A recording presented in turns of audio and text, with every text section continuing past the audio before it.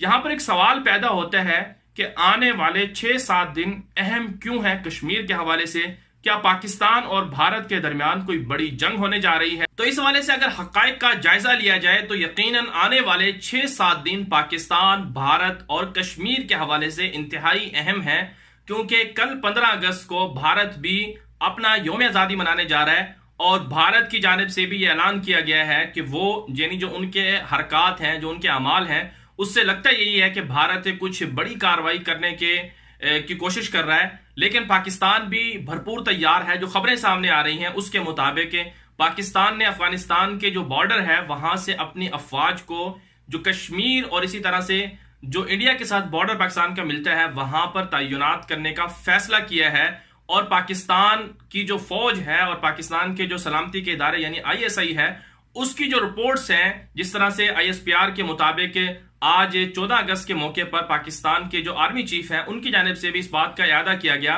कि कश्मीर के हवाले से जो जाली दस्तावेज सामने आई है भारत की जानिब से आर्टिकल 370 को खत्म करने के हवाले से, इसके खिलाफ भरपूर मज़ाहमत की जाएगी। तो इन सारी चीजों को देखकर लगता यह है कि आने वाले 6-7 दिनों में पाकिस्तान कोई बड़ी कार्रवाई करने जा रहा है। अगर भारत ने पहल की तो इसमें भारत का बहुत ज्यादा नुकसान होगा।